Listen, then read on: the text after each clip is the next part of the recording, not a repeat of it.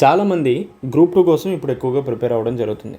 Specially group 2 notification వస్తుందని తెలిసిన తర్వాత గ్రూప్ 2 కోసమే ప్రత్యేకంగా తమ యొక్క ప్రిపరేషన్ ప్రారంభించినటువంటి చాలామంది బిగినర్స్ ఉన్నారు. అయితే వీళ్ళు ప్రిపేర్ అయ్యే క్రమంలో చాలా వరకు డౌట్స్ అయితే రైజ్ అవుతున్నాయి.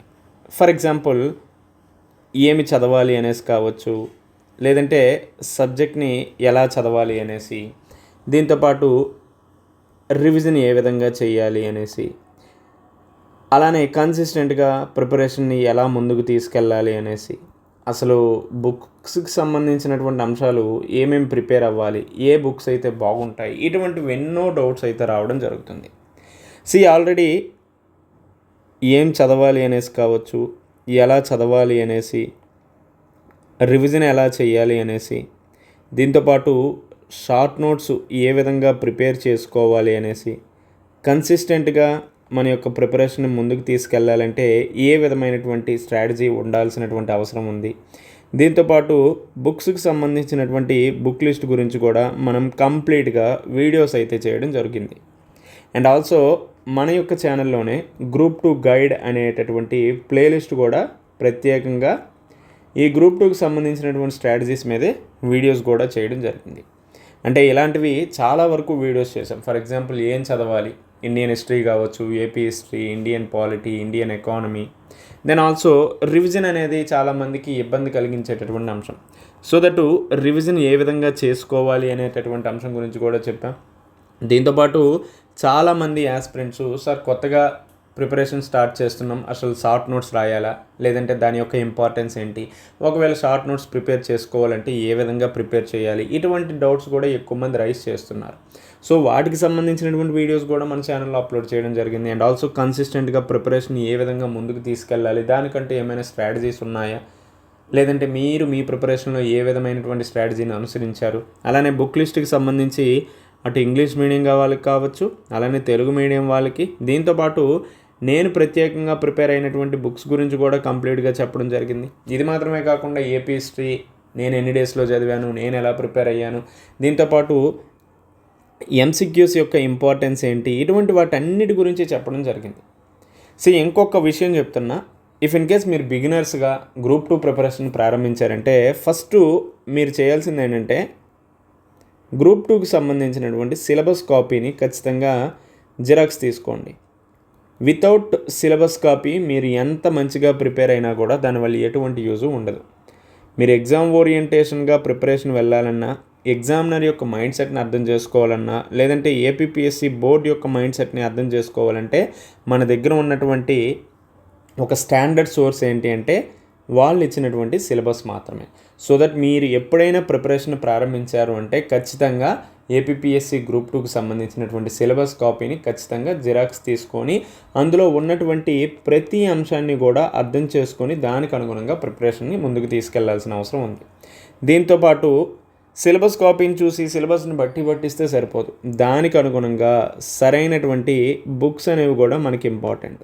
ఈ బుక్స్ కూడా మీరు మల్టిపుల్ సోర్సెస్ని ఫాలో అవ్వడం జరుగుతుంది. ఇలా మల్టిపుల్ సోర్సెస్ కాకుండా ఒక సబ్జెక్ట్కి ఒక బుక్ మాత్రమే తీసుకోవాలి, ఒక సబ్జెక్ట్కి ఒక సోర్స్ మాత్రమే.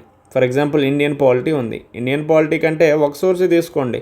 మనం ఎప్పుడు పెర్ఫెక్షనిజం కోసం ప్రయత్నిస్తాం. 100% నేను పెర్ఫెక్షనిస్ట్గా ఉండాలి అనేటువంటి ఆలోచనలో ఉంటాం, కానీ బెస్ట్ ఇవ్వడానికి ప్రయత్నించాం. సో ఇక్కడ పెర్ఫెక్షనిజం కంటే మీ బెస్ట్ మీరు ఇవ్వండి.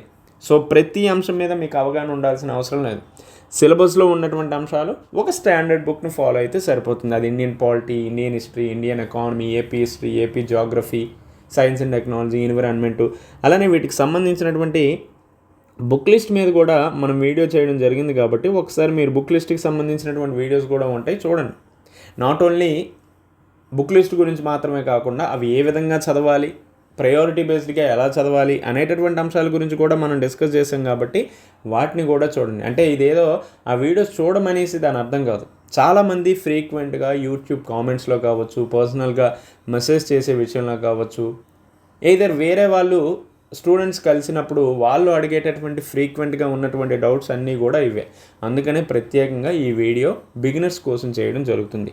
సో ఎవరైనా గ్రూప్ 2 ప్రిపరేషన్ ప్రారంభిస్తే ప్రత్యేకంగా మీరు ఫస్ట్ చేయాల్సింది సిలబస్ని హార్డ్ కాపీ తీసుకొని ఖచ్చితంగా ప్రతి అంశం మీద అవగాహన తెచ్చుకునేటట్టు చూడండి. దెన్ ఆ తర్వాత ప్రాపర్గా బుక్ లిస్ట్ అనేది మెయింటైన్ చేయాలి. ఆ బుక్ లిస్ట్ కూడా ఒక సబ్జెక్ట్కి ఒక సోర్స్ మాత్రమే, మల్టిపుల్ సోర్సెస్ కాకుండా ఒక సోర్స్నే మల్టిపుల్ టైమ్స్ రివిజన్ చేయాల్సినటువంటి అవసరం ఉంది. సో రివిజన్ మాత్రమే మనకి సక్సెస్కి దారి చూపిస్తుంది. మనం రివిజన్ చేయకుండా మల్టిపుల్ సోర్సెస్ని ఫాలో అయ్యామనుకోండి, దానివల్ల ఎటువంటి యూజ్ కూడా ఉండదు. చాలామంది ఏం చేస్తున్నారంటే మల్టిపుల్ సోర్సెస్ని ఫాలో అవుతున్నారు కానీ మల్టిపుల్ రివిజన్స్ అయితే చేయడం జరగట్లేదు. సో దట్ మీరు ఒకే పుస్తకాన్ని మల్టిపుల్ టైమ్స్ అయితే రివిజన్ చేయడానికి ప్రయత్నించండి. దీంతోపాటు మన యొక్క ప్రిపరేషన్లో చాలామంది ఏం చేస్తామంటే కన్సిస్టెంట్గా ప్రిపరేషన్ లేకుండా చేస్తాం.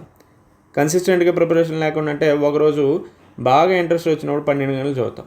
సో ముందు రోజు 12 గంటలు చదివాం కదా, ఇంకా కొంచెం ఇంట్రెస్ట్ వస్తే నెక్స్ట్ రోజు 14 గంటలు చదువుతాం.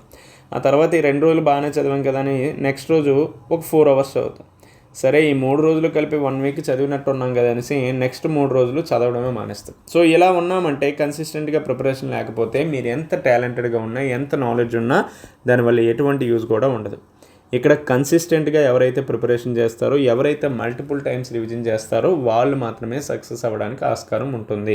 So that revision and consistency మీ ప్రిపరేషన్లో ఉండాల్సిన అవసరం ఉంది. దెన్ ఆల్సో దీంతోపాటు మీరు ప్రధానంగా చేయాల్సింది ఏంటంటే ఎంసీక్యూస్ ప్రాక్టీస్. ఈ ఎంసీక్యూస్ ప్రాక్టీస్ అంటే ప్రీవియస్ ఇయర్ క్వశ్చన్స్ని ఖచ్చితంగా ప్రాక్టీస్ చేయండి.